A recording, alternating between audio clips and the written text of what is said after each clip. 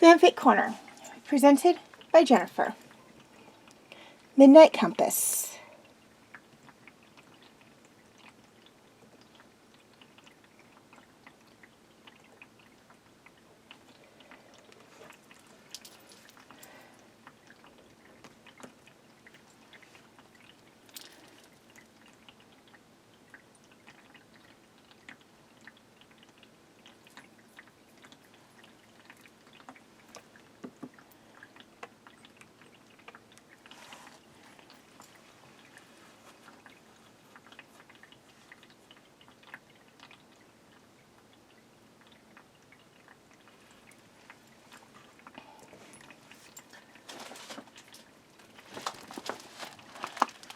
It's so majestic, Callum breathed, his eyes not leaving the temple as it glided even closer until it finally came to a standstill, hovering above the bay. Yeah, it certainly is. It's not like the moon nexus at all. Rayla smiled at him gently. Well, no, of course it isn't. It was built by an entirely different culture. And this one is actually still, intact. Very true, he chimed, flashing her a grin. We did it, right? We reached the first milestone in our journey.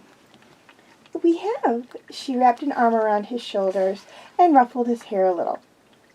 With perfect timing, too. No, we just need a way up there, he mumbled, and Rayla watched, amused, as the gears in his mind turned briefly before his eyes lit up. Hey, maybe I can fly us up there.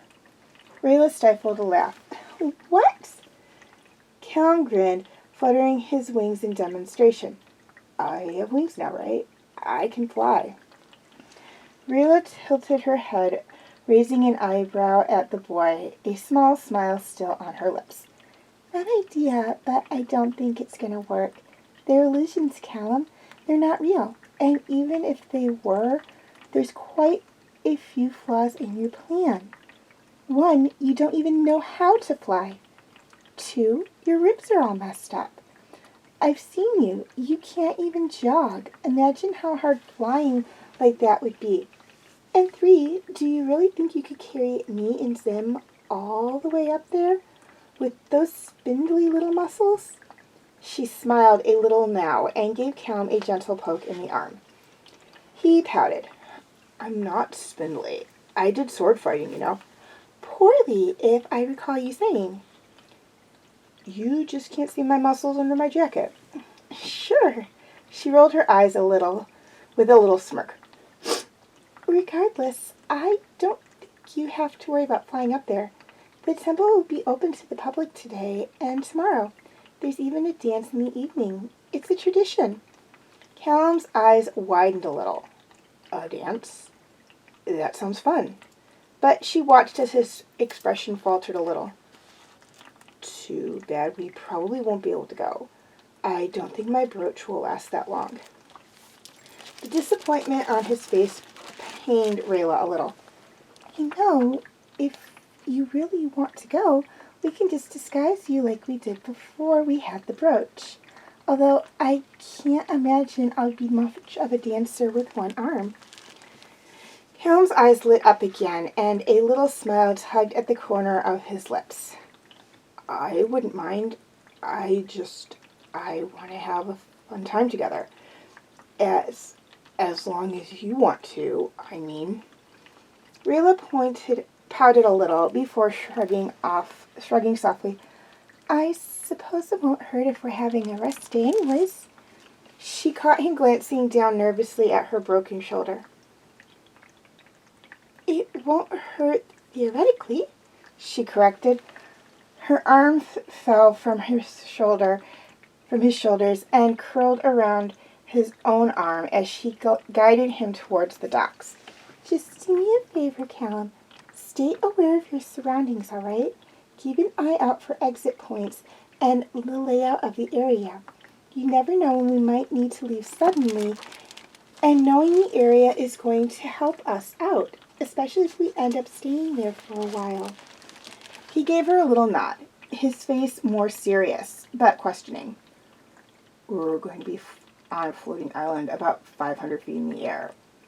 Are there any exit points, really? Rayla's ears pinned back anxiously. He was right. They were going to need to be more careful than ever. Because once they got up there, after the festival was over and the behemoth island rose once more, there would be no turning back. They would be stuck there. Indefinitely.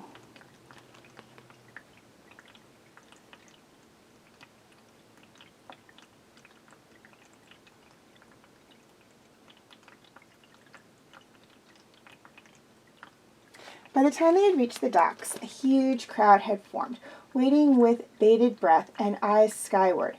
In a few ways, it reminded Callum of back home. Whenever there would be celebrations within the castle grounds, large crowds would always gather for the opening ceremony. His stepfather would appear on the balcony, give a short speech, and then the festivities would begin. Would this be similar? Of course, the festival was already in full swing, but he was half expecting some grand figure to appear over the edge of the island, or a skywing elf to swoop down and give a speech to the people. But there was no speech. Something far more dramatic was about to unfurl. As they watched, a long ribbon curled over the edge, trailing down until it hit the surface of the lake. Then another. And another. And suddenly, all at once perhaps, 100 ribbons, all different colors of the rainbow, felt like waterfall cascading over the edge.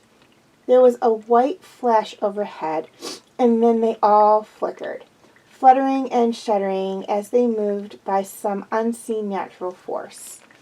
Callum watched in awe as the ribbons began to wind and curl around each other, like an invisible giant was weaving them together. It was making a bridge, a bright, spectral, woven bridge from the top of the island down to the docks below, complete with a ropey railing on each side. It was surprisingly wide and easily wide enough for 5 or so patrons to walk together down its length. The ends tied neatly around one of the piers, fastening securely to its wooden posts. Welcome all of you to the Libertas Sky Temple, a young voice cried out. A skywing elf stood at the end of the bridge, his arms and wings thrown out with dramatic flair. There were cheers and applause from the crowd, and Callum felt a gentle push from behind as people began to make their way forward and towards the bridge, beginning the climb to the enigmatic island. Rayla's earlier stormy expression had brightened, and she grinned at him, tugging on the fabric of his sleeve. Callum followed with optimistic caution. When they finally reached the base of the bridge, he tested it nervously with his foot. It seemed ridiculous to think that something as flimsy as ribbon could support the weight of so many people at once. Then again, this was Xadia, and they did seem to be magic ribbons. You're sure it's safe? Rayla chuckled. Safer than a lot of the other things we've done over the past few weeks. You make a good point. Rayla hopped onto the bridge and smirked back at him. Come on, Callum. You trust me to walk with you across a river of lava. I'm sure you can manage this. And don't look. This time we have handrails. Callum smiled back at her and watched her face soften as he did so, taking his first steps onto the bridge of ribbons.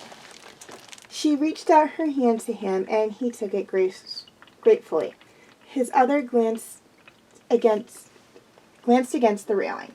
His leg shook a little the higher they climbed, and though he trusted Rayla, it was still unnerving to say the least. But it was like she said. They had faced far more perilous things, right? But it was really just the bridge sending nervous jitters through him. He had wanted them to have a fun day today, but now as they approached closer to the temple, something about all of this began to feel strangely real.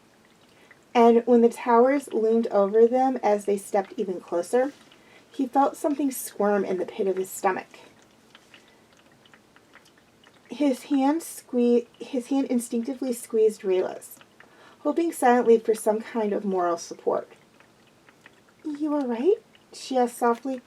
Yeah, it's just a bit much? Yeah, overwhelming, I guess.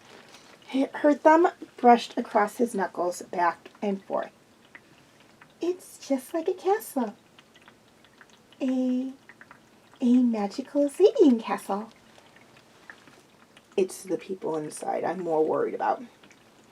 Hey, she gave his hand a little tug, and she only continued when he made eye contact. She offered him a little reassuring smile.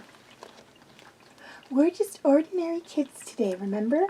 That's what you said. We can worry about all that tomorrow, all right?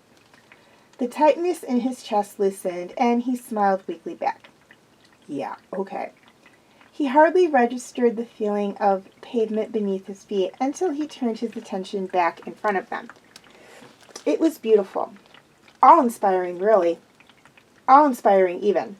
Callum had thought the town below was colorful, but the temple had it beaten tenfold. Rainbow buddings fluttered in the breeze against the stark white of the marble buildings, and flags and banners decorate every wall. Ribbons like the ones that made up the bridge streamed overhead, patterned fabrics tied around pillars and across the buildings. Perched almost precariously atop the tallest pillar of what seemed to be the main building, sat a light blue crystal glowing like a beacon, larger than any Callum had ever seen before, and its light bathed the area in a glistening magical aura. Everything about it was so joyous and warm, and it set Callum's heart alight. Any fears lingering in his mind immediately discarded. All right, we should get a feel for the area since he'll be coming back first thing tomorrow. Ah! Callum had already sprung forward excitedly, yanking Rayla forward with him. But as he bounced and his foot met the ground, his heels found earth in such a way that it sent a shock through his body, and his side rang out in sharp pain once more. He nearly collapsed, doubling over. His hand ripped from Rayla's to clutch his ribs, and he hissed through his teeth, face contorted in pain. Several passerbys gave the boy a concerned look on their way past. Callum! Rayla's hand found its way across his wings to his back, rubbing it gently. Hey, take it easy. I know you're excited to look around, but I'm fine, Callum sputtered, trying to straighten up again. We should find healers for you. There's no time, Rayla.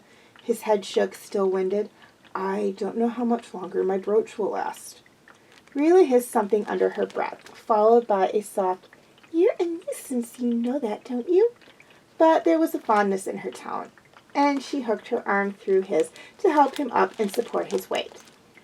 Come on, let's sort you out before the dance.